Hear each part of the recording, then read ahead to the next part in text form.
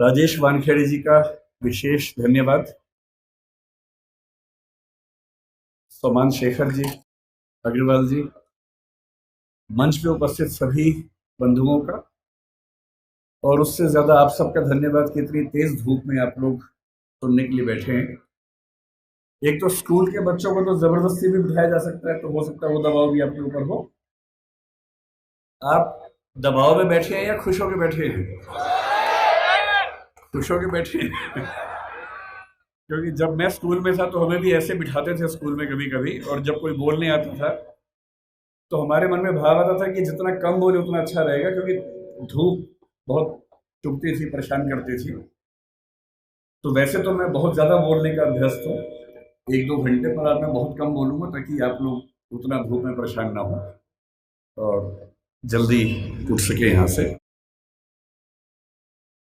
करीब 10 दिन पहले हमारे पास दिल्ली में फ़ोन आया कि 7 नवंबर को यहाँ एक विशेष कार्यक्रम होता है। मुझे सबसे अच्छा लगता है वहाँ जाना जहाँ किसी महापुरुष का जन्म हुआ हो, मृत्यु हुई हो, उसकी यादें जुड़ी हो। और जब मुझे पता लगा कि डॉक्टर अंबेडकर का जन्म यहाँ हुआ, आज पता लगा उनकी अस्थियां भी यहाँ पर हैं, तो मैं अक्सर भारत में और दुनिया के सभी क्षेत्रों में घूमता हूँ और ऐसे स्थानों पर जाना पसंद करता हूँ जहाँ ऐसी स्मृतियाँ हों। भारत के विभिन्न नेता, चाहे महात्मा गांधी हों या और नेता उस समय के हों, उन सभी के जन्म स्थान, शहादत स्थल, वो सब मैंने देखे हैं। कई कई घंटे वहाँ बैठा हूँ। डॉक्टर अंबेडकर मेरी नज़र में एक अत्यंत महान नेता हैं। उनको मैं अब्राहम लिंकन के बराबर समझता हूँ। अब्राहम लिंकन ना होते, आज जैसा अमेरिका हमें दिखता है वैसा अमेरिका ना होता अगर अब्राहम लिंकन अपने जीवन का बलिदान न करते। 1776 में अमेरिका आज़ाद हुआ, या कह सकते हैं कि 1787 के आसपास उसका संविधान पूरा लिखा गया। लेकिन वहाँ आज़ादी मिलने के बाद भी जो वहाँ के दास थे, स्लेव्स थे, उनको आज़ादी नहीं मिली थी। उनकी आज़ादी लगभग 90 साल के बाद हुई, 1860 के दशक में हुई। एक लंबा संघर्ष हुआ, और उस लंबे संघर्ष में जिस व्यक्ति ने एड़ी चोटी का जोर लगाया उसका नाम अब्राहम लिंकन था। लिंकन के खिलाफ अमेरिका के बहुत सारे लोग थे, पर वो अड़ गया, और अंत में उसने संविधान में संशोधन करवा के, जिसको हम अमेरिकी संविधान का 13th अमेंडमेंट कहते हैं, वो पारित करवाया, और जिसके बाद से वहां दास व्यवस्था समाप्त हुई। उसकी कीमत यह है कि उसके कुछ ही समय के बाद अब्राहम लिंकन की हत्या हुई, लेकिन वो अपने जीवन की बलि देकर कम से कम अमेरिकी समाज के बहुत बड़े हिस्से को आज़ाद करवा के चले। अम्बेडकर जी कहते थे कि जिंदगी बहुत लंबी होने का मतलब नहीं है, जिंदगी महान होनी चाहिए। और महान जीवन का मतलब ये होता है कि सफल होना तो बहुत छोटी बात है। डॉक्टर अंबेडकर हमारी संविधान सभा के वो मेंबर थे जो सबसे ज्यादा पढ़े लिखे थे। एक ऐसा व्यक्ति जिसने पीएचडी भी 3 कर रखी हो और चौथी बाद में और उनको मिल गई हो। पूरी संविधान सभा में हमें इतना वेल रेड, इतना पढ़ा लिखा व्यक्ति नजर नहीं आता है। कुछ लोग कहते हैं कि संविधान सभा में उनकी भूमिका बहुत छोटी सी थी, नगण्य थी, क्योंकि उन्होंने संविधान लिखा नहीं था, उन्होंने संविधान की प्रारूप समिति की अध्यक्षता की थी। ये बात ठीक है कि वो प्रारूप समिति के अध्यक्ष थे, लेकिन संविधान सभा के एक मेंबर थे टीटी कृष्णमाचारी। उन्होंने एक बड़ी खूबसूरत बात कही कि संविधान सभा की प्रारूप समिति में कुल 7 मेंबर थे, जिनमें से एक ने ज्वाइन ही नहीं किया, एक बीमार पड़ गए, 2 दिल्ली के बाहर थे, एक देश के बाहर चले गए, एक ने इस्तीफा दिया, तब दूसरे मेंबर को लेके आए। और कहने को 7 मेंबर थे, लेकिन दरअसल केवल एक व्यक्ति के हाथ में ड्राफ्टिंग की सारी जिम्मेदारी आई, और ये कथन टी.डी. कृष्णमाचार्य ने संविधान सभा के भीतर दिया, और इसलिए हमें इस बात का सम्मान करना चाहिए।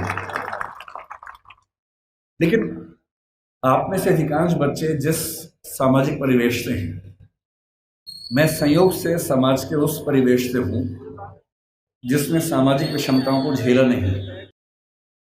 मेरा जन्म एक ऐसे परिवार में हुआ जो निम्न जाति का नहीं है, तो मैं सवर्ण समाज से हूं। संयोग की बात है, तुक्के की बात है।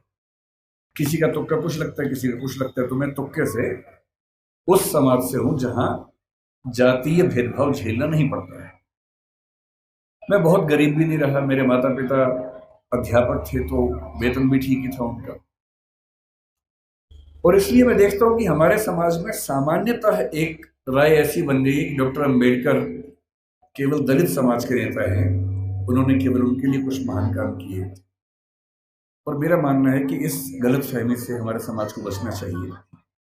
डॉक्टर अंबेडकर हमारे देश के आज तक के सबसे महान नेताओं में से एक हैं, और उनकी महानता को हमें स्वीकार करना चाहिए। धूप बहुत ज्यादा है, आपकी उम्र भी बहुत कम है, इसलिए मैं गहरी बातों में नहीं जाऊंगा। डॉक्टर अंबेडकर को लेकर कुछ बहुत गहरे विवाद, गहरे संवाद हो सकते हैं। उनका गांधी जी से क्या रिश्ता था, आज़ादी के आंदोलन से उनका क्या रिश्ता था, मार्क्सवाद से क्या रिश्ता था, बौद्ध धर्म से उनका क्या रिश्ता था, ये सब ऐसे प्रश्न हैं जिन पर हम कई घंटे गहरी बात कर सकते हैं। लेकिन क्योंकि आप अभी स्कूल वाले बच्चे हैं ज़्यादातर, आपके लिए इन विवादों में अभी उलझना ठीक नहीं है। आपके लिए जो ज़्यादा महत्वपूर्ण है, मैं उस बात पे आता हूँ। मैंने पिछले 1 साल में जो यात्राएं की, उसमें एक यात्रा कोलंबिया विश्वविद्यालय न्यूयॉर्क की, और वहाँ जाते ही मैंने अपने दोस्तों से पूछा कि भाई यहाँ डॉक्टर अंबेडकर पढ़ते थे, कोई ऐसा मेमोरियल उनका है क्या? तो वो मुझे एक लाइब्रेरी में, जो बेसमेंट में अच्छी लाइब्रेरी, उनकी काफ़ी अच्छी लाइब्रेरी है, वहाँ लेके गए। और लाइब्रेरी में एक दरवाज़ा जहाँ अंदर रीडिंग रूम है, उसके बाहर एक बहुत सुंदर प्रतिमा उनकी लगी हुई है, और साथ में काफ़ी उनके बारे में लिखा हुआ है। और मुझे बहुत अच्छा लगा कि कोलंबिया विश्वविद्यालय आज भी ये मानता है कि डॉक्टर अंबेडकर उनके आज तक के सबसे शानदार विद्यार्थियों में से एक थे। फिर उसी के कुछ दिन बाद मैं लंदन में था, तो लंदन स्कूल ऑफ इकोनॉमिक्स वहाँ से पास ही था, करीब 2-3 किलोमीटर दूर था। संडे का दिन था, तो मैं घूमते घूमते वहाँ चला गया। बंद था वो, तो मैंने वहाँ उनके जो स्टाफ के मेंबर थे उनसे रिक्वेस्ट की कि क्या मैं अंदर केवल घूम सकता हूँ थोड़ा सा? तो बोले हाँ घूम लीजिए।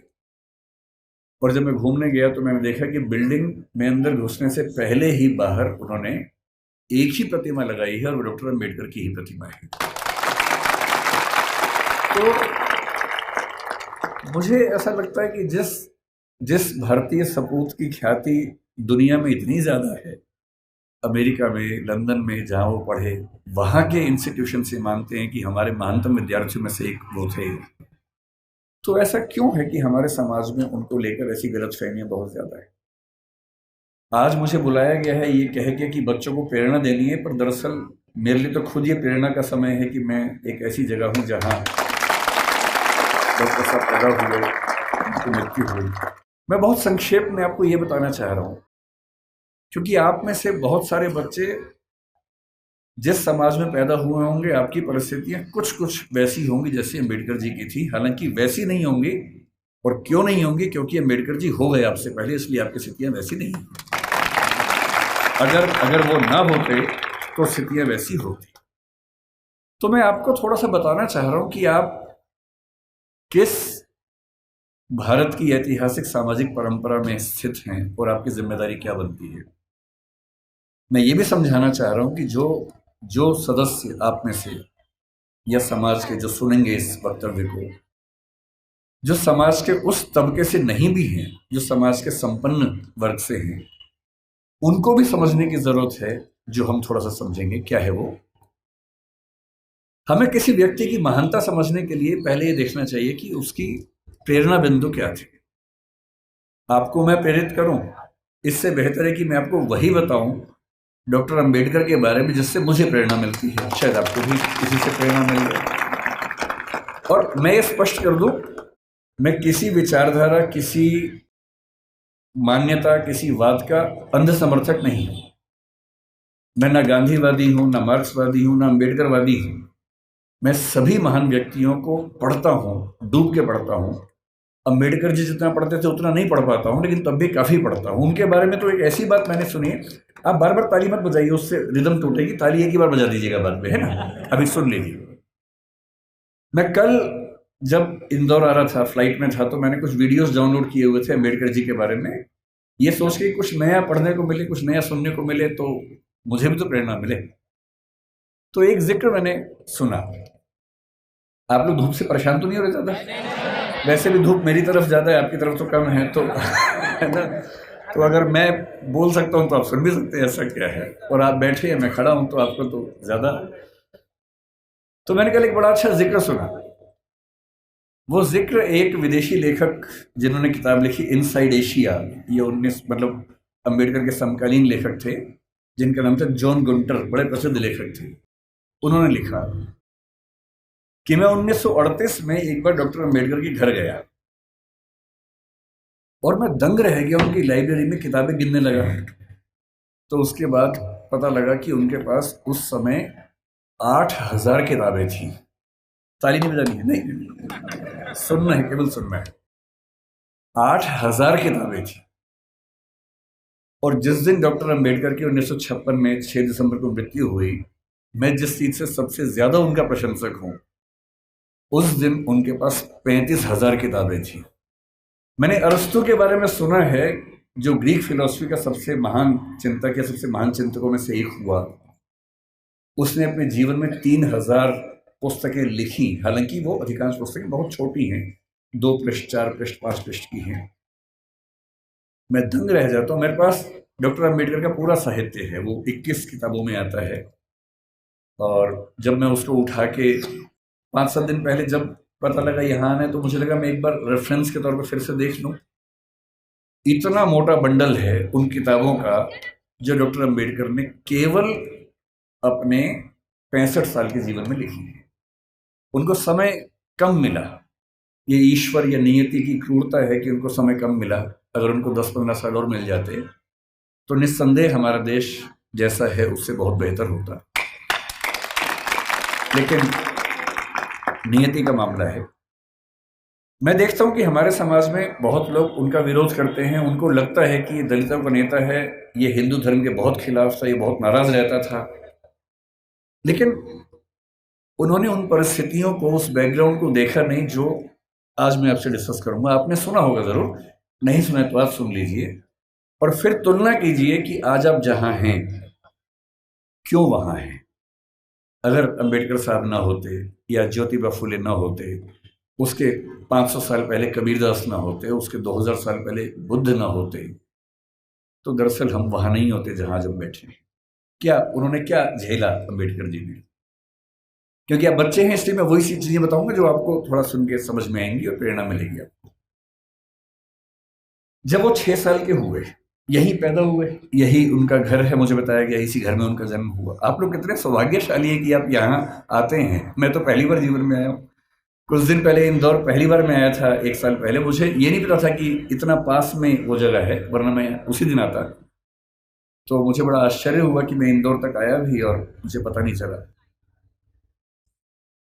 तो जब वो पैदा हुए इसी जगह है, क्योंकि उनका सौभाग्य था कि वो एक सूबेदार के बेटे थे, इसी सेना में काम करने वाले। मुझे आज पता लगा कि MHOW क्यों कहते हैं, मिलिट्री हेडक्वार्टर्स ऑफ वार उसका नाम था। मैं परेशान था कि महू की स्पेलिंग MAHU क्यों नहीं है, MHOW क्यों है। तो आज पता लगा नहीं, वो एक एक्रोनिम है, उसकी फुल फॉर्म एक है। वो जिस समाज में थे उस समाज के बच्चे स्कूल में नहीं पढ़ते थे, उनको पढ़ने की अनुमति नहीं थी। पर क्योंकि वो सूबेदार के बेटे थे, और सूबेदार एक कमीशन पद होता है सेना में, बड़ा पद होता है, तो इतना हो गया कि उनको स्कूल जाने का मौका मिल गया। पर उनकी माँ को, आदरणीय भीमाबाई जी को अच्छे से पता था कि जब बच्चा स्कूल जाएगा तो इसके साथ बहुत बुरा बर्ताव होगा, जिसको आपकी भाषा में बुलिंग कहते हैं, आजकल के बच्चों की भाषा में बुलिंग कहते हैं, उसका खतरा था। और माताओं को, पिताओं को बहुत चिंता होती है कि हमारे बच्चे के साथ स्कूल में ज्यादती ना हो, बदतमीजी ना हो। कल को आप भी पेरेंट्स बनेंगे, आप भी इस दर्द से गुजरेंगे ऐसे कई बच्चे होते हैं, कोई फिजिकली उतना ठीक नहीं है, कोई मेंटली उतना ठीक नहीं है। जब वो स्कूल जाते हैं बच्चे, एक तो पहले वो पीड़ित है, उसके बाद स्कूल के बाकी बच्चे उनका मजाक बनाते हैं, चिढ़ाते हैं। पेरेंट्स को इतना दर्द होता है इस बात से, लेकिन क्या करें। तो उनकी माता जी ने, भीमाबाई जी ने कहा कि देख बेटा, स्कूल जा रहा है, पहले ही समझा रही हूं, बहुत बुरे अनुभव होंगे, लड़ना मत, झगड़ना मत, विद्रोह करके छोड़ मत देना, क्योंकि पढ़ाई करोगे वो अकेला रास्ता है कि कुछ बड़ा कर पाओगे जीवन में, वरना कोई दूसरा रास्ता नहीं है। इस बात को उस छोटे से बच्चे ने मन में बिठा लिया। वो स्कूल गया। उस स्कूल में पहली बार कोई ऐसा बच्चा आया था जो समाज के अछूत कहे जाने वाले समुदाय का हिस्सा था। जो बाकी बच्चे थे बुरे नहीं थे, पर वो भी अपने अपने घर से सीख रहे थे, अपने समाज से सीख रहे थे। उनको ये पता था कि ऐसे बच्चों के साथ नहीं बैठना है, दूर रहना है। तो व्यवस्था हुई कि वो स्कूल में क्लास के सबसे अंत में, जहां सारे बच्चों के जूते चप्पल रखे हैं, उसके पड़ोस में एक दरी छोटी सी बिछा के बैठेंगे, और दरी भी खुद लेके आएंगे ताकि स्कूल में कोई और व्यक्ति अपवित्र ना हो। अब सोच के देखिए, इमेजिन कीजिए उस बच्चे की हालत कि एक बच्चा है, अपने घर से दरी लेके आता है, क्लास के अंत में जहां जूते चप्पल रखे उसके पास में बिछाता है, बैठता है, बाद में लेके जाता है। उसके साथ कोई खाना भी नहीं खाता है, तो वो दीवार की तरफ चेहरा करके अपना भोजन करता है जो घर से लेके आया था। उसको पानी पीने की अनुमति नहीं है। आपने ये सब नहीं झेला होगा, उस बच्चे का सोचिए। याद से केवल और केवल 110 साल पहले की बात मैं कर रहा हूं, बहुत पुरानी बात नहीं है, 115 साल पहले की बात। उस बच्चे को पानी पीना है, और स्कूल में पानी की एक ही व्यवस्था है कि जो पानी का नल है या घड़ा है उसे वो नहीं छू सकता। तो एक चपरासी है जो उसको दूर से पानी देगा तो वो पिएगा, वो घड़ा नहीं छू सकता है। और ये बात कोई और नहीं कहा है, डॉक्टर अंबेडकर ने खुद अपनी आत्मकथा लिखी है। वो उस समय छप नहीं पाई थी, छपी 1990 के आसपास है। अंग्रेजी में उस आत्मकथा के कुल 6 अध्याय हैं। उसका नाम है वेटिंग फॉर ए वीजा। ये उन्हीं की पुस्तक है। उसमें केवल 6 अध्याय हैं, जिनमें से 4 अध्यायों में उन्होंने अपने अनुभव बताए हैं और 2 में बाकियों के अनुभव बताए हैं। और जो पहला अनुभव है वो यही अनुभव है।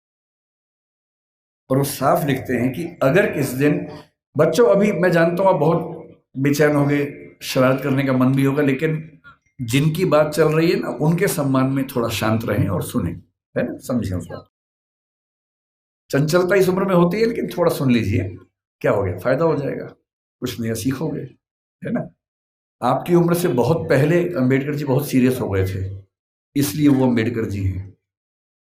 तो अब तो सीरियस हो ही जाना चाहिए। और जिस व्यक्ति की बात चल रही है उसका कितना एहसान है हम पे, आपके समाज में विशेष रूप से, ये भी समझना चाहिए। जिस दिन चपरासी नहीं आएगा उस दिन पानी नहीं पी सकते हैं। उन्होंने एक वाक्य लिखा अपनी आत्मकथा में, नो पियन नो वाटर। उस समय ऐसी बोतलें नहीं होती थी जो भी आपको बढ़ रही थी, जिन बोतलों के लिए आप हाहाकार मचा रहे थे, उस जमाने में नहीं होती थी। उस जमाने में पियन नहीं आता था तो पानी नहीं मिलता था। उनके नंबर बहुत अच्छे है क्लास में। व्यवस्था थी कि जिसके नंबर जितने अच्छे होंगे वो उतना आगे बैठेगा, पर उनको ये ऑप्शन नहीं था कि वो आगे बैठ सके, उन्हें पीछे ही बैठना था। ये सब झेलते झेलते वो पढ़े। जब 10वीं क्लास में आए तो एक अध्यापक उनके थे, कृष्णा जी अर्जुन सेलुस्कर नाम था उनका। उन्होंने उस बच्चे को, भीमराव को, एक छोटी सी पुस्तक भेंट की जो बुद्ध की जीवनी थी, और कहा कि इसको पढ़ो। अंबेडकर कहते हैं कि उस पुस्तक को और मैं अपने अध्यापक केलुस्कर जी को जिंदगी भर नहीं भूल पाया। वही केलुस्कर जी बाद में उनको बड़ौदा के महाराज सियाजी राव गायकवाड़ से मिलवाने ले गए, वजीफा दिलवाया, फिर वजीफा बढ़ा, और जब वो एल्फिंस्टन कॉलेज के विद्यार्थी हुए तो उनको कोलंबिया विश्वविद्यालय जाने के लिए स्कॉलरशिप मिली, वहीं से मिली, बड़ौदा से मिली। 4 साल कोलंबिया में रहे और इतनी मेहनत करते थे, कोलंबिया विश्वविद्यालय से एमए और पीएचडी करने के साथ साथ लंदन स्कूल ऑफ इकोनॉमिक्स से भी एमए और पीएचडी कर डाली।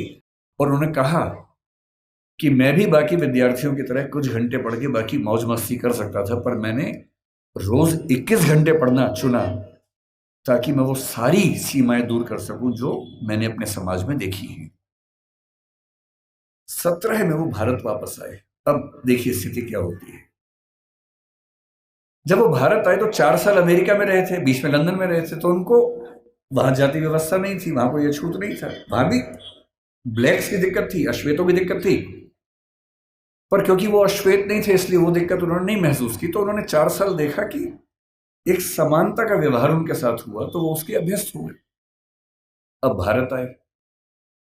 बड़ौदा महाराज के साथ जो सहमति थी वो ये कि जब वो पढ़ के आएंगे तो बड़ौदा सरकार में सिविल सेवक बनेंगे, दीवान बनेंगे।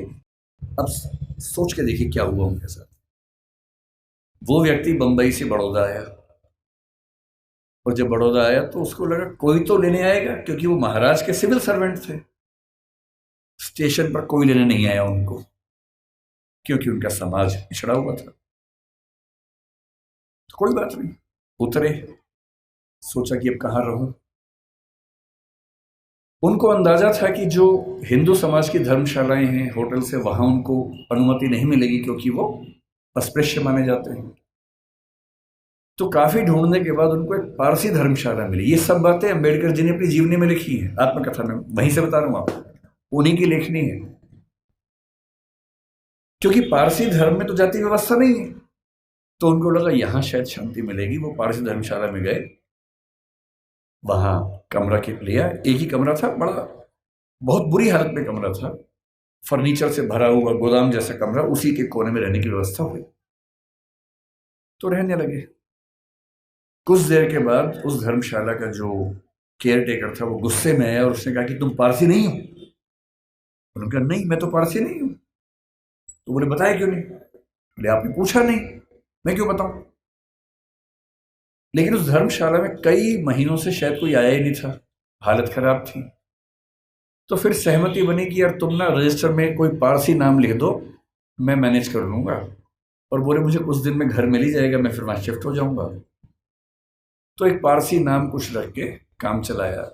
लेकिन 11 दिन हुए थे अभी, और 11वें दिन लगभग 10 से 15 पारसी युवक हथियार, लाठी, डंडे हाथ में लेके चिल्लाते हुए उनकी तरफ बढ़े।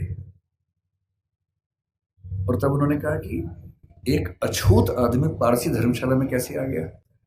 तुमने हमारी धर्मशाला खराब कर दी। अंबेडकर जी ने कहा कि आपके धर्म में तो जाति व्यवस्था है नहीं। बोले वो सब हमें नहीं पता, भागो यहां से। और खतरा था कि हिंसा हो सकती थी। अंत में तय हुआ कि शाम तक का समय है, छोड़ देना, वरना छोड़ेंगे नहीं।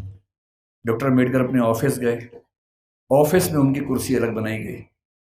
उनका चपरासी उनको पानी इस तरह से देता था कि जैसे किसी खराब व्यक्ति को दे रहा हो। फाइलें फेंक के देता था ताकि छू ना ले। आप उस व्यक्ति का मन सोचिए कि जो व्यक्ति इतना पढ़ के आ गया है, अमेरिका से पीएचडी, लंदन से पीएचडी कर चुका है, इकोनॉमिक्स में पहली बार देश में किसी ने इतने गंभीर स्तर पर अध्ययन किया होगा, उसके साथ ये बर्ताव हो रहा है। उन्होंने महाराजा के सचिव से बात की, भाई मुझे रहने को घर कब मिलेगा, छोड़ना है मुझे। कोई जवाब नहीं मिल पाया। शाम तक छोड़ना है। पूरे बड़ौदा में एक भी जगह नहीं है जहां वो रह सके। अंतिम उपाय क्या किया? अपने एक हिंदू दोस्त से बात की कि भाई, जो दो दोस्त उनके बाहर से पढ़ के आए थे, एक हिंदू एक ईसाई, दोनों से बात की। हिंदू दोस्त से कहा ऐसा कि ऐसे ऐसे छोड़ना पड़ रहा है पारसी धर्मशाला, क्या मैं तुम्हारे घर रह सकता हूं? बहुत प्रगतिशील व्यक्ति था, पर उसने 2 मिनट चुप होकर बोला कि देख यार, मुझे तो दिक्कत नहीं है, पर मेरे यहाँ जो लोग काम करते हैं ना, वो सब काम छोड़ देंगे, क्योंकि तुम अगर रहोगे तो वो फिर सब खत्म हो जाएगा। तो बोले ठीक है, कोई बात नहीं। एक ईसाई दोस्त था, ईसाइयों में तो प्रथा नहीं होती है, उससे पूछा। उसने कहा यार, हूं तो मैं ईसाई, लेकिन कुछ पीढ़ी पहले हम हिंदू थे, तो हमारे परिवार में अभी तक वो संस्कार हैं, और मेरी पत्नी इस बात से भड़क जाएगी कि आपने एक अछूत को अपने घर में कैसे बुला लिया। और तब डॉक्टर अंबेडकर लिखते हैं अपनी आत्मकथा में, जो हिंदू समाज के लिए अछूत है वो पारसी के लिए भी अछूत है, वो ईसाई के लिए भी अछूत है। और यही मुंबई में सिडनेहम कॉलेज में जब वो प्रोफेसर बन के गए, वहां भी ये बर्ताव हुआ कि उनको पानी पीने की व्यवस्था अलग थी। सिडनेहम कॉलेज, जो कि बहुत प्रतिष्ठित कॉलेज है मुंबई का, एक बार घड़ा छू लिया तो घड़े को तोड़ा गया पवित्र करने के लिए, और तब उनको फिर ये लगा कि ये अलग अलग धर्म जो दावा करते हैं कि हम समानता वाले धर्म हैं, उन सबका ऐसा बर्ताव क्यों है। फिर एक घटना लिखते हैं अंबेडकर जी अपनी आत्मकथा में। एक बार वो नासिक से औरंगाबाद जा रहे थे निजी यात्रा पे कुछ दोस्तों के साथ। उन्होंने जानबूझ के सबसे कहा किसी को बताना मत, मैं नहीं चाहता किसी को पता लगे, निजी यात्रा रखेंगे इसको। रास्ते में दौलताबाद का किला पड़ा। दौलताबाद का किला ऐतिहासिक स्थल है, उनकी इच्छा हुई कि देखते हैं उसको। तो 7-8 दोस्त खूब धूल मिट्टी झेलते हुए वहां पहुंचे। किसी को बताया नहीं था।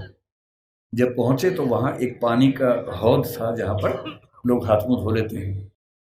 इन सब ने वहां पर हाथ मुंह धो लिया। इतने में वहां कुछ मुस्लिम युवक गुस्से में आए हथियार लेके। उनको किसी ने बता दिया था कि ये लोग अछूत समुदाय से हैं, और लड़ने लगे उनके साथ। अंबेडकर जी ने उनको समझाया, डांटा, कहा भाई तुम तो मुसलमान हो और तुम्हारा धर्म तो कहते कि हम सब बराबर हैं। वो बोले वो सब बेकार की बात है, तुमने हमारा ये अपवित्र कर दिया है। और हालत ये आ गई कि अंबेडकर जी को लगा कि अब हिंसा भी हो सकती है और ऐसा ना हो कि कुछ बड़ा नुकसान हो जाए। किसी तरह से वहां से जान बचा के, हालांकि बाद में उनको देखने की परमिशन मिली, किला देखा, वापस आए। और उस दिन उन्होंने लिखा भी डायरी में, जो हिंदू पारसी ईसाई के लिए अछूत है वो मुसलमान के लिए भी अछूत है। आप अनुभव सोचिए उस व्यक्ति के जिसको समाज के सब समुदाय गाली दे रहे हैं। इतना पढ़ने के बाद, जो बड़ौदा के राजा का सैन्य सचिव रह चुका है, जो व्यक्ति सिडनेहम कॉलेज में असिस्टेंट प्रोफेसर रह चुका है, और वो लगातार कोशिश कर रहे हैं कि इस समाज के भीतर हमें एक्सेप्टेंस मिल जाए, हमारे समाज को एक्सेप्टेंस मिल जाए। उनके मन में आता नहीं होगा कि अगर वो वापस चले जाते इंग्लैंड, 1 साल के लिए फिर से गए भी थे, अगर वो चाहते तो अमेरिका में, इंग्लैंड में, दुनिया भर के सबसे अच्छे इंस्टीट्यूट्स में, यूनिवर्सिटीज में प्रोफेसर बन के शानदार जिंदगी गुजार सकते थे। क्या कमी थी उनके जीवन में? पर उनको एक बात हमेशा लगती थी कि अगर मेरे समुदाय में संयोग से मैं पढ़ लिख गया हूं, उनके परिवार के 14 बच्चों में वो 14वें बच्चे थे, और उनके खानदान का, उनकी जाति का, समुदाय का पहला बच्चा था जिसने 4th क्लास पास की थी। उनको एक ही बात लगती थी कि मैं अपनी जिंदगी तो शानदार बना के गुजार सकता हूं, बड़ी बात नहीं है।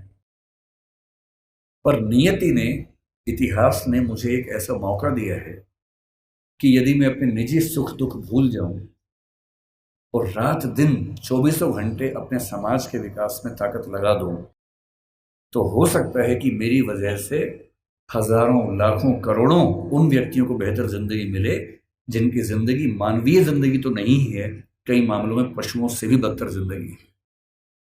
और इसीलिए मैं कहता हूं कि जो बोधिसत्व शब्द है वो दरअसल वैसे ही व्यक्तियों के लिए बना हुआ है। बोधिसत्व क्या होता है?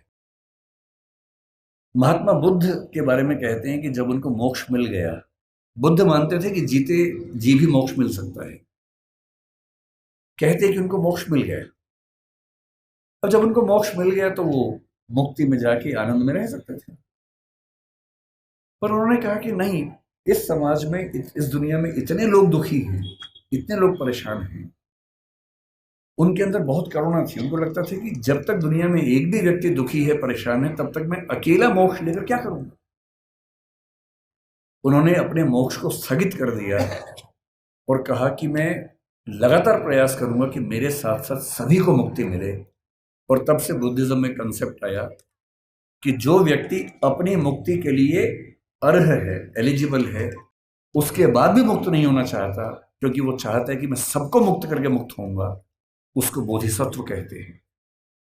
और इस समाज में यदि कोई सच्चा बोधिसत्व हुआ है तो वो डॉक्टर अंबेडकर हैं। इस बात को हमें ईमानदारी से मानना चाहिए।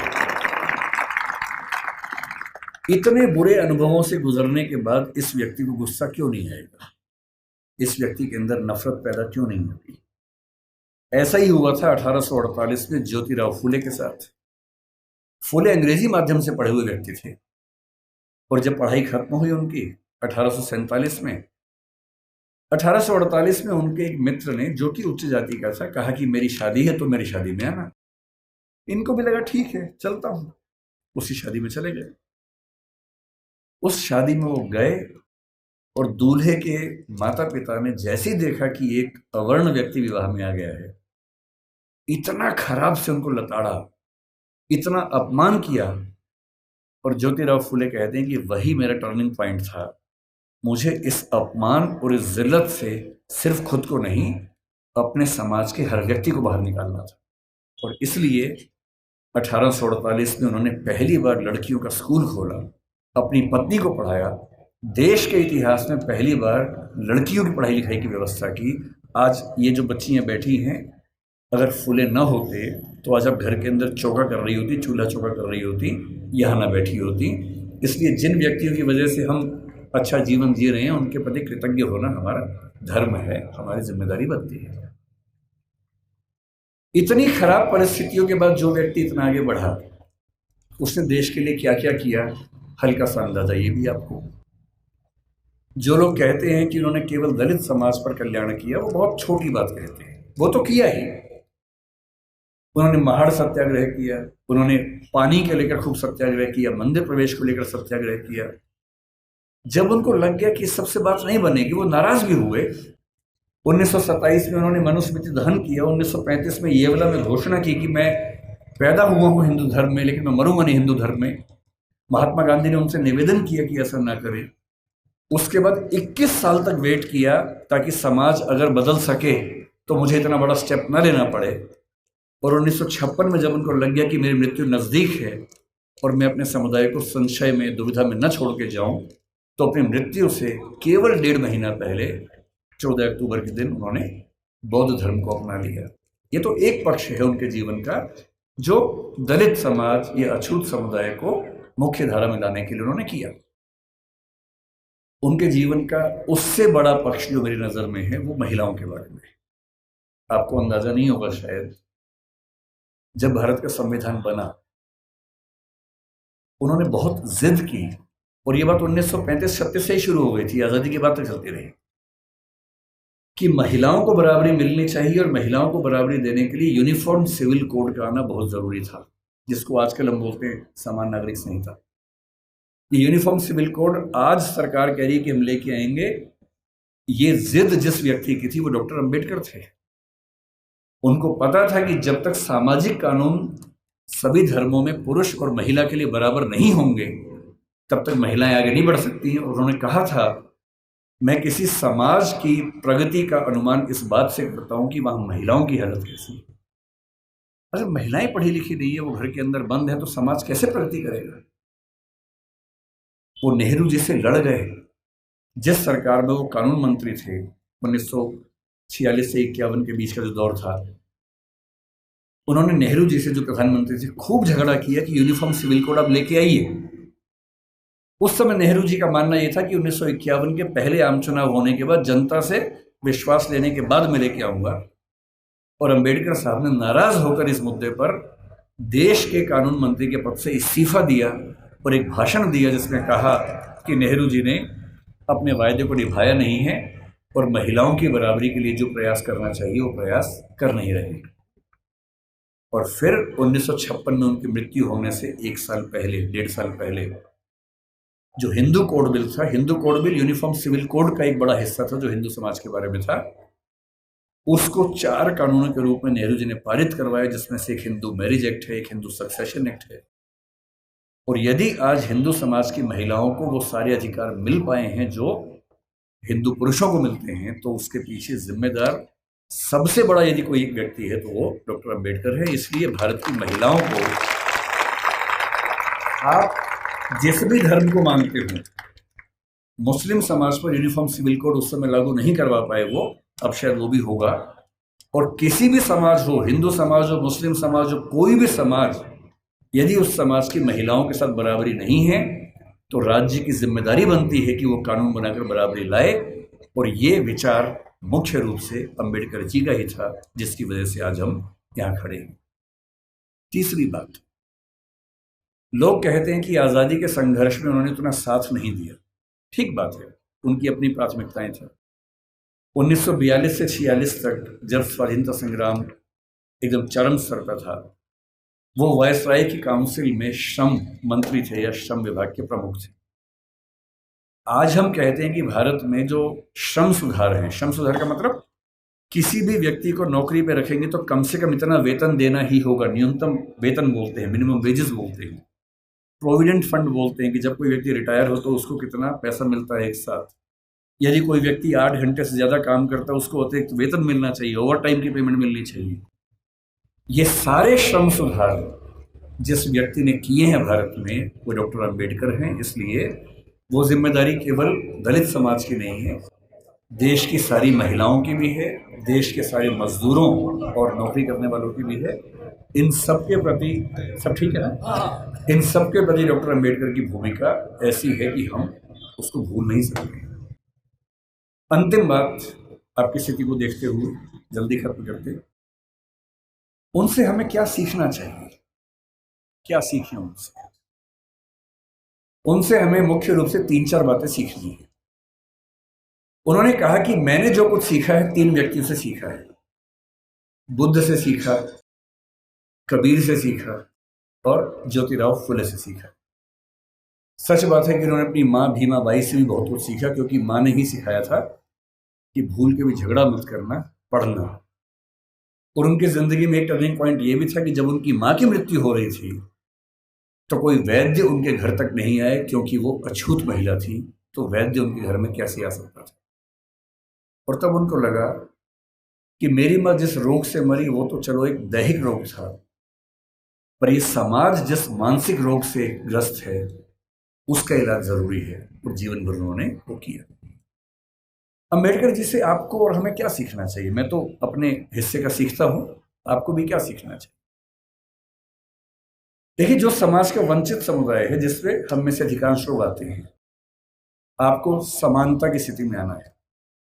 अंबेडकर जी एक बड़ा सुंदर संविधान देश का लिख के गए हैं।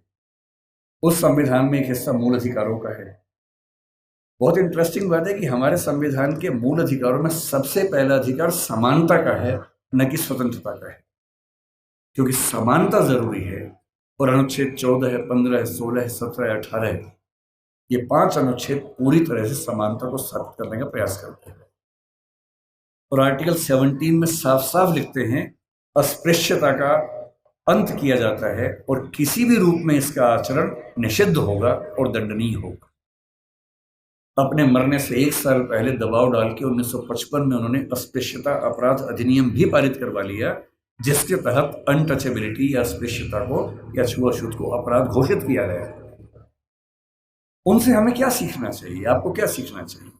पहली बात, उन्होंने एक बड़ी गहरी बात कही थी कि शिक्षा शेरनी का दूध होता है और जो इसको जितना पीता है उतना ही दहाड़ता है। बिना शिक्षित हुए कुछ नहीं मिल सकता। और यहां तक कहा कि तुम्हारे पैर में जूते हो ना हो, हाथ में किताब होनी चाहिए।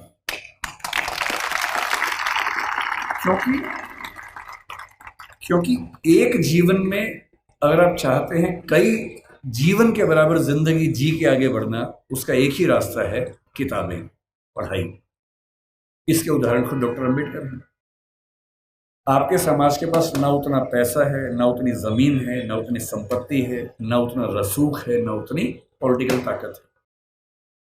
जिन समुदायों, जिन परिवारों के पास ये सब नहीं होता, उनके पास आगे बढ़ना एक ही रास्ता बचता है, वो है शिक्षा, तालीम। और सोशल मीडिया ने एक अच्छा काम ये किया गया है कि अच्छी अच्छी पढ़ाई, अच्छे अच्छे अध्यापक अब आपके मोबाइल फोन की मदद से आप सबके घर के अंदर पहुंच चुके हैं। अब तो हमारे पास ये भी कहने को नहीं है कि अच्छे टीचर्स नहीं मिलते हैं। जो टीचर दिल्ली को मिलते हैं, जो जेएनयू को मिलते हैं, जो मुंबई को मिलते हैं, देश के अच्छे अच्छे संस्थान को मिलते हैं, हार्वर्ड को मिलते हैं, वो सारे के सारे ऑनलाइन, और उनमें से बहुत सारी क्लासेस उनके निःशुल्क यूट्यूब पे, सोशल मीडिया पे उपलब्ध है। अगर आपके अंदर पढ़ने की जिद हो तो आज पढ़ना पहले की तुलना में बहुत आसान हो चुका है। असली बात है कि आपके अंदर वो जिद है या नहीं। दूसरी बात, मैं आईएएस के लिए पढ़ाता हूँ। दृष्टि नाम की संस्था हमारी है और हमारे बहुत सारे बच्चे आईएएस बनते हैं, जिनमें से बहुत अच्छा अनुपात उन बच्चों का है जो SC ST कैटेगरी से, OBC कैटेगरी से होते हैं। मैंने एक चीज देखी है, आपसे विशेष रूप से निवेदन कर रहा हूं। बहुत सारे ऐसे बच्चे होते हैं जो समाज के पिछड़े समुदाय से आते हैं और उनको इस बात की बड़ी शर्मिंदगी होती है कि मैं पिछड़े समुदाय से हूं। उनको आरक्षण मिलता है, वो आईएएस बनते हैं, आईपीएस बनते हैं, और आईएएस आईपीएस बनने के बाद कोशिश करते हैं कि उनकी वो पहचान खत्म हो जाए कि वो पिछड़े समुदाय से हैं और वो किसी उच्च समुदाय के व्यक्ति से शादी ब्याह करके अपने आप को वहां एक्सेप्ट करवा ले किसी तरह से। ऐसी उधेड़-बुन में लग जाते हैं। मैं आपसे एक बात का निवेदन करना चाह रहा हूं, जिस समाज से आप हैं उस समाज को लेकर शर्मिंदा कभी नहीं होना है, एकदम नहीं होना। आप सिविल सेवक बनेंगे, नेता बनेंगे, पुलिस वाले बनेंगे, जज बनेंगे, जो भी बनेंगे, आपकी मुख्य जिम्मेदारी संविधान के प्रति है, अपने दायित्वों के प्रति है, एकदम ठीक बात है, उसमें कोई कोताही करनी भी नहीं चाहिए। पर ध्यान रखना है, आरक्षण के पीछे का मूल तर्क क्या है। आप सोच के देखिए कि इस देश में कुल नौकरियां अगर मैं मान लूं केंद्र में तो 1 लाख के आसपास, जिनमें SC समाज की 15,000 के आसपास होंगी। SC समाज की कुल आबादी अगर हम देखें, इस समय 16% से ऊपर आबादी है। अगर 150 करोड़ दिमाग में रखने या 140 करोड़ रखे तो 23 करोड़ के आसपास आबादी दलित समाज की या SC समाज की भारत में। 23 करोड़ में से अगर 15,000 लोग नौकरी पा लेंगे, क्या इससे दलित समाज की आर्थिक स्थिति बेहतर हो जाएगी? नहीं होगी, वो तो 15,000 की होगी। तो आरक्षण क्यों दिया जाता है? आरक्षण का उद्देश्य ये नहीं है कि लोग अमीर हो जाए, वो तो 15,000 होंगे। आरक्षण का उद्देश्य ये है कि जब पूरे एक गांव में एक दलित बच्चा या ST बच्चा या OBC बच्चा आईएएस बनता है या जज बनता है, उस गांव के हर व्यक्ति को कॉन्फिडेंस आ जाता है कि दिक्कत आएगी तो मेरा छोटा भाई मेरे साथ खड़ा हुआ है, और आपको वो छोटा भाई छोटी बहन बनना है। जिस दिन आप सफल हो जीवन में, आपके समाज ने बहुत आहुति दी है आपकी सफलता में, और आप जिंदगी भर भी उनकी मदद करेंगे तो अपना उधार चुका नहीं पाएंगे। कोई ऐसा काम नहीं करना जो गैर कानूनी हो, जो असंवैधानिक हो, ऐसा नहीं करना है। अपनी नौकरी की हदों में रहना है, अपने नियमों का पालन करना है। लेकिन जैसे आप आईएएस बनेंगे, आपके परिवार में कोई संकट में होगा, आप उसकी हेल्प करेंगे। ठीक वैसे आपके समाज में कोई संकट में है, पुलिस यदि उसके साथ बदतमीजी कर रही है, गैर कानूनी कृत्य कर रही है, तो उस पुलिस को आप फोन करेंगे तो उसके साथ कुछ गलत नहीं होगा, ये आप पक्का कर सकते हैं। अंबेडकर साहब से सीखना चाहिए कि मैं जिस पृष्ठभूमि से हूं उस पर शर्माना नहीं है। अगर वो पीछे की स्थिति है तो उससे लड़ना है और अपने साथ साथ अपने पूरे समाज को मुख्य धारा में लाने के लिए टेढ़ी चोटी का जोर लगाना है, ये सीखना है। तो पहली बात सीखनी है पढ़ाई, दूसरी बात सीखनी है अपने समाज का साथ देना। पीछे कोई भी हट सकता है। जाति को लेकर कबीरदास ने बड़ी गहरी बात कही थी कि व्यक्ति की पहचान उसकी योग्यता से होनी चाहिए, मेहनत से होनी चाहिए। जाति में क्या रखा हुआ है? उन्होंने कहा, जाति ना पूछो साधु की, पूछ लीजिए ज्ञान। ज्ञान पूछो, मोल करो तलवार का, पड़ी रहन दो म्यान। म्यान में क्या रखा है? तलवार की कीमत है। और यदि हम कहते हैं कि पिछड़े समाज के लोग पढ़ने में पीछे हैं, तो ऐसा क्या था कि एक बच्चे को मौका मिला और वो पूरी संविधान सभा में सबसे ज्यादा पढ़ा लिखा व्यक्ति बन गया? इसका मतलब है कि अवसर मिले, जुनून हो तो व्यक्ति कुछ भी कर सकता है। और मेरे पास जो मेरे प्रेरणा स्रोत हैं बहुत सारे हैं, उनमें से एक डॉक्टर अंबेडकर हैं। जब जब मैं इस रूप में प्रेरित होना चाहता हूं कि किन व्यक्तियों ने अपनी जिंदगी की आहुति देकर एक पूरे समाज, एक पूरे राष्ट्र की जिंदगी बदली, मुझे अब्राहम लिंकन, मैरी गूज, रोजा पार्क्स, डॉक्टर अंबेडकर, ऐसे कुछ नाम याद आते हैं। और मेरा मन कहता है कि मैं अपने समाज के बच्चों से, केवल आपसे नहीं, मैं अपने घर के बच्चों से भी यही कहता हूँ कि जिंदगी जियो तो वैसी जियो कि आपके जाने के बाद लाखों करोड़ों व्यक्तियों का जीवन बेहतर बने। और ये मजाक नहीं है। डॉक्टर अम्बेडकर ने हमेशा कहा कि भाई नायक पूजा मत करना। जब लोग उनका जन्मदिन मनाते थे वो बुरा मानते थे कि यार तुम बिना बात के मुझे भगवान बना रहे हो, ऐसा मत करो।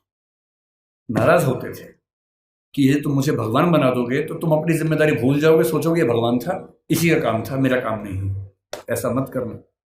उन्होंने खूब मना किया। समाज की अपनी मजबूरी है कि यदि कोई व्यक्ति इतना महान काम करके जाए तो उसको सम्मान न दे तो क्या करे। इसलिए उनका जन्मदिन भी मनाया जाता है, पुण्यतिथि भी मनाई जाती है। 14 अक्टूबर का दिन भी नागपुर में मनाते हैं। आज 7 नवंबर, आज का दिन बड़ा पवित्र है। आज वो जीवन में पहली बार स्कूल में गए थे, उसी स्कूल में जहाँ दरी हाथ में लेके जाना होता था। ये उसी स्कूल की बात है। और मुझे खुशी है कि ये जो संगठन है यहाँ इस दिन को मना रहा है। और मैं एक अंतिम एग्जाम्पल के बाद समाप्त करता हूँ। 1954 का एग्जाम्पल है।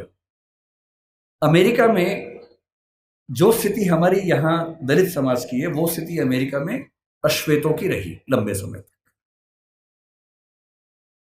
हुआ क्या कि जब अमेरिका आजाद हुआ तो अमेरिका के संविधान में समानता की बात लिखी गई। जब समानता की बात लिखी गई तो दास लोगों ने विरोध किया कि अगर समानता है तो हम दास कैसे हैं। 90 साल लगे दास प्रथा को समाप्त करवाने में। अब्राहम लिंकन ने खत्म किया, अपना जीवन दे दिया। तो 1866 में दास प्रथा खत्म हो गई, लेकिन अभी भी अश्वेतों को अधिकार नहीं मिले। महिलाओं को वोटिंग राइट्स नहीं मिले अभी तक। अब महिलाओं और अश्वेतों के आंदोलन शुरू हुए कि हमें बराबरी चाहिए। और उसमें एक घटना, बड़ी रोचक घटना है, सुनिए क्या हुआ। 1950 के आसपास अश्वेतों का आंदोलन बड़ा प्रखर हो गया। उस समय डॉक्टर अम्बेडकर अपने जीवन के आखिरी दौर में थे। उन्होंने भी उस आंदोलन को देखा, समझा। उसमें 2 घटनाएं घटी। एक महिला थी रोजा पार्क्स। अमेरिका का नक्शा देखा हो तो उसमें एक राज्य है अलाबामा। अलाबामा में एक शहर है मोंटगोमरी, वहां का प्रसंग है। अस्पृश्यता कुछ मात्रा में अमेरिका में भी थी और देशों में भी थी। कैसे थी देखिए। वहां एक नियम था कि जो सरकारी बसें होती थी उन बसों में शुरू की 4 सीटें केवल श्वेत लोगों के लिए होती थी और चौथी सीट के पीछे अश्वेत लोग बैठ सकते थे। वो भी एक कंडीशन पे कि यदि श्वेतों की 4 सीटें भर गई और फिर कोई श्वेत आ गया तो अश्वेत को सीट छोड़नी पड़ेगी। ये कंडीशन थी। तो लोग करते थे, बैठते थे, 4 सीट छोड़ते थे। कोई श्वेत आ गया, उठते थे, छोड़नी पड़ती थी। उनको खराब लगता था। ये वही पानी है जो उनको नहीं मिलता था, है ना। इसके लड़ना नहीं है, प्यार से लेना है, झगड़ा नहीं करना है। एक दिन उनके जैसा जी के देखो कि पानी नहीं मिला, एक दिन जी के देखो ताकि समझ में आए कि उनका जीवन कैसा था। खैर, एक महिला थी जिसका नाम था रोजा पार्क्स। करीब 40 साल की, बहुत ही सभ्य महिला थी, अश्वेत महिला थी। कई बार उठ चुकी थी बस से। बस में बैठती थी, उठा दिया जाता था। एक दिन उसको बहुत गुस्सा आ गया। तो बस में बैठी थी 5वीं सीट पे। पहली 4 पे श्वेत लोग बैठे, कुछ लोग और आ गए। ड्राइवर जिसका नाम विलियम ब्लेक था वो उठा और उसने कहा कि आप उठिए। 3-4 लोग थे अश्वेत, सब उठ गए। उसका उठने का मन नहीं हुआ। ड्राइवर ने फिर कहा कि उठना होगा। उसने कहा ऐसा है कि मैं तो नहीं उठूंगी, जो करना कर लो। बस आगे नहीं बढ़ी। पुलिस आई। उस महिला का नाम रोजा पार्क्स था, कभी सर्च कीजिएगा नेट पे पता लगेगा। उसे गिरफ्तार किया गया, जेल में डाला गया। पूरे अफ्रीका, पूरे अमेरिका के उस राज्य के अश्वेत, यहां तक कि मार्टिन लूथर किंग जूनियर जो उस समय काफी प्रसिद्ध नेता थे, वो भी इस आंदोलन में शामिल हो गए। सभी अश्वेत व्यक्तियों से निवेदन किया गया कि सरकारी बस में बैठना ही नहीं है। वो सरकारी बस का एक प्राइवेट बस कंपनी को ठेका मिला हुआ था, वो चला रही थी। अश्वेत समुदाय ने बड़ी गजब की एकता दिखाई।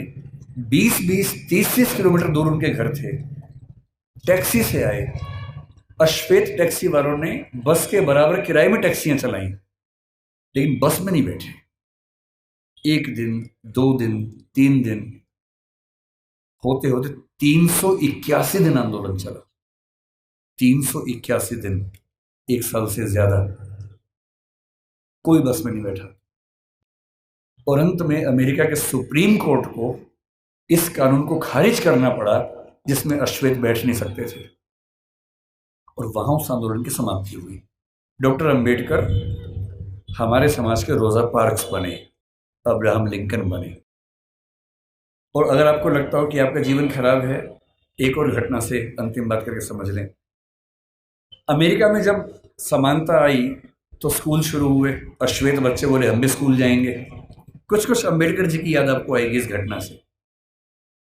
अब अश्वेत बच्चे स्कूल जाएंगे, ये तो वहां के संविधान में लिखा हुआ था। तो वहां की सरकारों ने क्या रास्ता निकाला, कुछ स्कूल श्वेतों के लिए कुछ अश्वेतों के लिए बना दिए। मामला सुप्रीम कोर्ट में गया कि भाई ये क्या समानता है, हम भी उसी स्कूल में पढ़ेंगे। तो सुप्रीम कोर्ट ने फैसला दिया कि नहीं, समानता का मतलब सिर्फ इतना है कि आपको स्कूल मिलेगा, अच्छी गुणवत्ता का मिलेगा, लेकिन अगर अलग अलग स्कूल है तो इसमें कोई दिक्कत नहीं है। तो ये व्यवस्था ठीक है कि अश्वेतों का स्कूल अलग, श्वेतों का स्कूल अलग। अब ये बड़ी दिक्कत थी अश्वेतों को, आंदोलन चलता रहा चलता रहा चलता रहा। 1954 में जब आंदोलन चल रहा था ये वाला, सुप्रीम कोर्ट अमेरिका का, उसको भी लगा कि अब समय बदल रहा है, और अमेरिकी सुप्रीम कोर्ट ने एक नया फैसला दिया, ब्राउन का मामला कहते हैं, और उसमें उसने घोषणा की कि समानता का जो 14th अमेंडमेंट की समानता उनके यहाँ है, उसके तहत समानता का सही मतलब ये है कि जिस स्कूल में श्वेत बच्चे पढ़ेंगे उसी स्कूल में उसी क्लास में अश्वेत बच्चे भी पढ़ेंगे। ये 1954 में हुआ। अंबेडकर साहब 56 में गए, उनके सामने की बात है, 2 साल आखिरी थे उनके पास। अब जब ये हुआ तो अमेरिका में हंगामा हो गया। श्वेत समुदायों ने इतना हंगामा किया, अपने शहर तक बदल लिए ताकि एक ऐसे जगह जाके रहें जहां केवल श्वेत लोग रहते हैं, उनके स्कूल में केवल श्वेत लोग पढ़ें। अब अश्वेत बच्चे स्कूल में कैसे जाएंगे? तो हुआ कि जो बस जाती है स्कूल की श्वेत बच्चों की, उसमें अश्वेत बच्चे भी जाएंगे। और मैंने वो कहानियां पढ़ी हैं विस्तार में, जब पहली बार अश्वेत बच्चे श्वेत बच्चों के साथ स्कूल में गए, उस बस को घेर कर पुलिस की कम से कम 10 गाड़ियां आगे पीछे चल रही थी, क्योंकि किसी भी तरफ से हमला हो सकता था, गोलियां चल सकती थी, बच्चों की हत्या हो सकती थी। और बहुत भारी संख्या में पुलिस बस के साथ साथ स्कूल के अंदर, स्कूल के बाहर खड़ी होती थी। और अमेरिकी समाज को लगभग 70-80 साल लगे हैं, लेकिन अगर आप ध्यान से देखें, 1776 की आज़ादी जो दासों की आज़ादी नहीं थी, अश्वेतों की नहीं थी, महिलाओं की नहीं थी। 1866 में दासों की मुक्ति जो महिलाओं की नहीं थी, अश्वेतों की नहीं थी। 1950-55 के आसपास महिलाओं और अश्वेतों की मुक्ति। ठीक उस समय मार्टिन लूथर किंग जूनियर को 35 साल की उम्र में नोबेल पुरस्कार मिलना, और उसके लगभग 50-55 साल बाद बराक ओबामा का अमेरिका का राष्ट्रपति बनना। इतिहास ऐसे बदलता है। इतिहास में हर व्यक्ति को अपने हिस्से की भूमिका निभानी होती है। अंबेडकर जी ने अपने हिस्से की भूमिका निभा दी है, आपकी बाकी है। ठान लीजिए, इतना पढ़ना है। उस आदमी को सोचिए, वो उसने अपने जीवन में पहला रिसर्च एंथ्रोपोलॉजी में किया, अंबेडकर जी ने। एंथ्रोपोलॉजी के विद्वान, इकोनॉमिक्स में पीएचडी की, और वो व्यक्ति पॉलिटिकल साइंस और संविधान का एक्सपर्ट बना बाद में। जिस विषय में बात करेंगे उस विषय का एक्सपर्ट बना। अगर वो ऐसा कर सकते हैं तो आप क्यों नहीं कमर कर सकते? और मैं अंत में ये बात कहकर समाप्त करूंगा, ठान लीजिए उन्हीं की बात, पैरों में जूते हो ना हो। तुम लोग ध्यान से समझो, पानी की बोतल मिले ना मिले, हाथ में किताब होनी चाहिए। और किताब सूरज से, धूप बचाने के लिए नहीं होती है। आप बचा लो, कोई बात नहीं। किताब इसलिए नहीं चाहिए कि धूप से बचना है, किताब इसलिए चाहिए कि धूप जैसा तेज अपने अंदर पैदा हो। और एक बहुत प्रसिद्ध विचारक हुए सफदर हाशमी, उन्होंने मजदूर समाज के लिए एक बात कही थी जो मैं आपको कह रहा हूं। उन्होंने एक गीत लिखा कि शिक्षा से ही बदलाव हो पाएगा। वो कहते हैं, पढ़ना लिखना सीखो ओ मेहनत करने वालों, पढ़ना लिखना सीखो ओ मेहनत करने वालों, पढ़ना लिखना सीखो ओ भूख से मरने वालों। क ख ग घ को पहचानो, अलिफ को पढ़ना सीखो, अ आ ई को हथियार बनाकर लड़ना सीखो। जो लड़ाई आप लड़ रहे हैं उस लड़ाई में ना बंदूक चाहिए, ना तोप चाहिए, ना लाठी चाहिए, ना भाला चाहिए, डंडा नहीं चाहिए, किताब चाहिए, अक्षर चाहिए। और पढ़ना क्या है? हर चीज़ पढ़नी है। संविधान को घोट लेना है ताकि आपको पता रहे क्या अधिकार है। कानून को ठीक से पढ़ना है, CRPC IPC को ठीक से पढ़ना है ताकि कोई आपके खिलाफ ज्यादती न कर सके। हर नागरिक को पता होना चाहिए कि मेरे क्या अधिकार हैं और मैं राज्य से क्या उम्मीद कर सकता हूं। साहित्य भी पढ़ना है और वो साहित्य देखना है जो साहित्य आम आदमी के पक्ष में है, वो साहित्य नहीं जो भव्य इमारतों के बारे में है। अदम गोंडवी जैसे साहित्यकार को पढ़ना है, कबीरदास को पढ़ना है जो समाज के आम व्यक्ति की जिंदगी को ठीक से समझता है, समझाता है। अदम गोंडवी ने आपके समाज के एक छोटे हिस्से के बारे में इतनी गहरी कविता लिखी, आइए महसूस करिए जिंदगी के ताप को, मैं चमारों की गली में ले चलूंगा आपको। ऐसा साहित्य पढ़ना है जो साहित्य समाज के उन वर्गों के बारे में है जिन्होंने जिंदगी की तलखी को, बुराइयों को, संघर्षों को सबसे ज्यादा सहन किया है, उनको पढ़ना है। तकनीक को पढ़ना है। डॉक्टर साहब ने कहा था कि जो समाज विज्ञान नहीं पढ़ता, ज्योतिबा जी ने भी कहा था, जो समाज विज्ञान नहीं पढ़ता वो कभी आगे बढ़ ही नहीं सकता। विज्ञान पढ़िए, तकनीक पढ़िए, आर्टिफिशियल इंटेलिजेंस पढ़िए, जो भी नई चीजें हैं जिनसे भविष्य में विकास होगा उन सब में पढ़ाई करनी है। और जितना पढ़ने के बाद आगे बढ़ेंगे, बस ध्यान रखना है आगे सिर्फ आप नहीं बढ़े हैं, आपका समाज आपके साथ आगे बढ़े, ये आपकी नैतिक जिम्मेदारी है। ये कह के बात समाप्त करूंगा। बहुत बहुत धन्यवाद।